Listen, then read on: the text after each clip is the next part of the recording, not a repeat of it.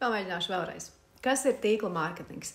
Tātad vispār eksistē divi biznesa veidi. Ir līnija veida biznesa, tas ir klasiskais bizness, ko mēs visi pazīstam, un ir partnerattiecību bizness, jeb arī tas pats tīkla mārketings.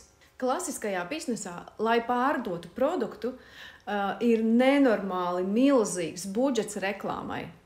Tiek mākslīgi veidota reklāma, kuru izplate, lai cilvēki pirktu šo produktu. Partnerattiecību biznesā, tīkla mārketingā kompānija piedāvā neatkarīgiem cilvēkiem būt par šiem produkta virzītājiem tirgū, un šīm tīkla kompānijām nav jāatvēl neprātīgi milzīgs budžets reklāmām, jo viņiem ir šie partneri, kas virza produktu tirgū. Un kompānija maksā procentu šiem partneriem. Šajā biznesā kā partnerim pats svarīgākais ir virzīt produktu tirgū un veidot komandu.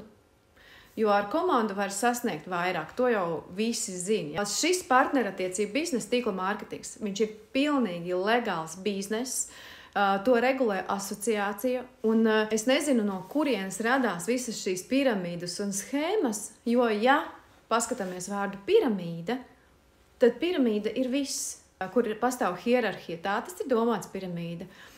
Arī standarta biznesā pastāv hierarhija, ja? Arī ir piramīda. Ir uzņēmuma vadītājs, ir darbinieki, kas ir tā kā augstāka līmeņa, zemāka līmeņa. Tā ir vispār visīstākā piramīda, jo klasiskajā biznesā patiešām lielāko daļu nopelna uzņēmums, un darbiniekiem ir algas, kurām ir griesti.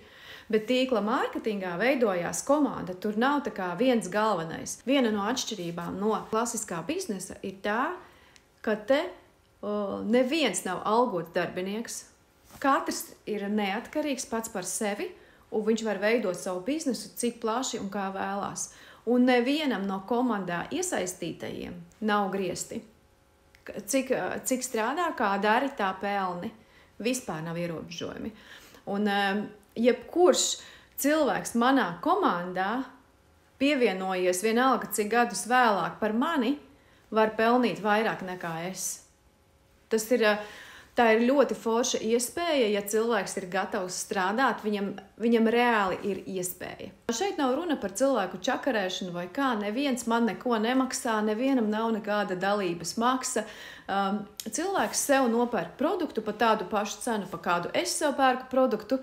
Jā, man kompānija izmaksā no apgrozījuma procentu. Cilvēkam tas neko vispār nemaina. Viņš nopērk produktu par cenu, kāda tā ir reāli tirgu visiem pilnīgi. Ja salīdzinu ar tādu ikdienas dzīvi, es nezinu, kā ir nekustamo īpašumu aģentiem, bet šis varētu būt līdzīgi. Tikai, ka tu saņem procentu no pārdotā. Tā īstenībā daudz kur ir. Tu saņem procentu no apgrozījuma. Vienīgi tas, ka šeit tu to dari komandā, un tas uzreiz ir cits apjoms. Tā. Runājot par to, ka tīkla mārketings sāk kļūt agresīvs, tas nav saistīts ar kaut kādām kompānijām, es domāju. Tas ir tā, kā tajā var pievienoties jebkurš cilvēks. Cilvēki ir ļoti dažādi. Mēs arī komunicējam dažādi. Tā arī varbūt reizēm rodās tāds priekšstats. Tas ir atkarīgs no cilvēka. Jūs, ja vēlaties pievienoties, vienkārši pievienojieties cilvēkam, kurš jums ir patīkamāks. Cilvēki ir ļoti dažādi, bet tas, ka šeit tiešām ir iespējas tā daudz kur izmestā sāpe, ka jā, viņi jau dzīvo Tenerifē, ja? Jums arī ir tāda iespēja dzīvot Tenerifē. Nevajag nobloķēt visu, ko jūs redzat un dzirdat, paskatieties uz iespējām citādāk. Tāpēc, kā strādājam, tā pelnam.